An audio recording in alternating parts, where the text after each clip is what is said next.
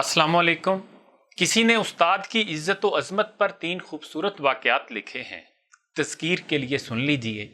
سلطنت عمان کے سلطان قابوس بن سعید کا پروٹوکولز کے بارے میں اپنا خاص نظریہ تھا۔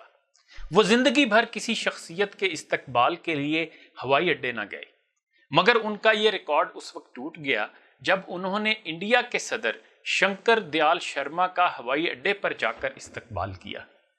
حکومتی اراکین اور عہدیداران اس بات پر حیران و پریشان تو تھے ہی، صحافیوں کے لیے بھی یہ سب کچھ انوکھا اور حیرت و تعجب کا سبب بن گیا تھا۔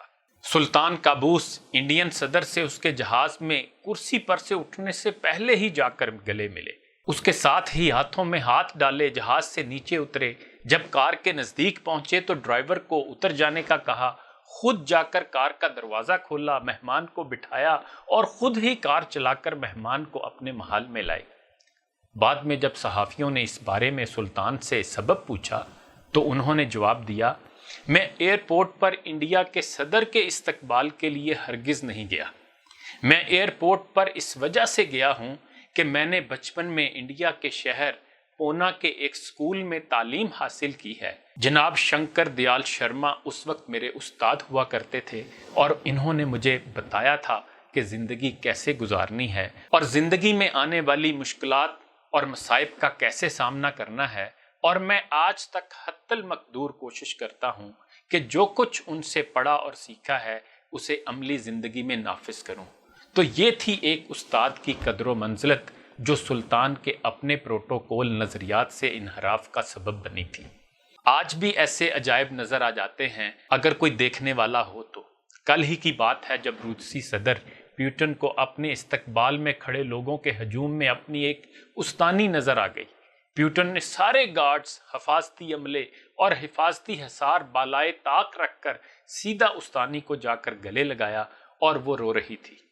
خلقت کے ہجوم میں استانی کو ساتھ لے کر باتیں کرتے اور چلتے ہوئے ایسا لگ رہا تھا کہ پیوٹن اپنی استانی کے ساتھ نہیں کسی ملکہ کے پہلو میں چل رہا ہے۔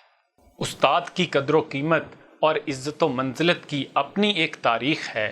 تاریخ سے ایک اور واقعہ ملاحظہ کیجئے۔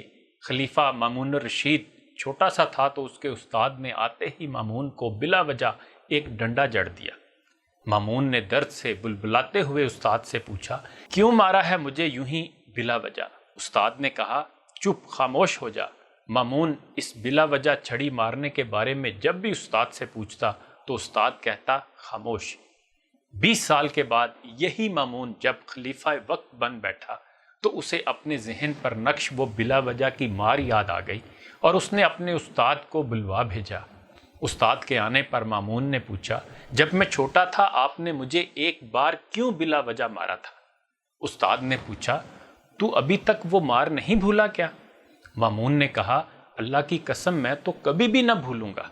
استاد نے مسکراتے ہوئے مامون کو دیکھا اور کہا، میں جانتا تھا کہ تو ایک نہ ایک دن مسلمانوں کا خلیفہ بنے گا اور میں نے تجھے جان بوجھ کر بلا سبب پیٹا تھا تاکہ تو یاد رکھ لے کہ مظلوم کبھی بھی نہیں بھولا کرتے۔ استاد نے مامون کو دوبارہ نصیحت کرتے ہوئے کہا، کبھی کسی پر ظلم نہ کرنا۔ ظلم ایک آگ ہوتی ہے جو مظلوم کے دل میں کبھی بھی نہیں بجھتی، چاہے کتنا ہی وقت کیوں نہ گزر جائے۔ آداب و تسلیمات ہر اس قابل قدر شخصیت کے لیے جو تعلیم و تدریس کے پیغمبرانہ پیشے سے وابستہ ہے۔ انہی گزارشات کے ساتھ اجازت چاہوں گا۔ اپنا خیال رکھیے گا۔ اللہ حافظ۔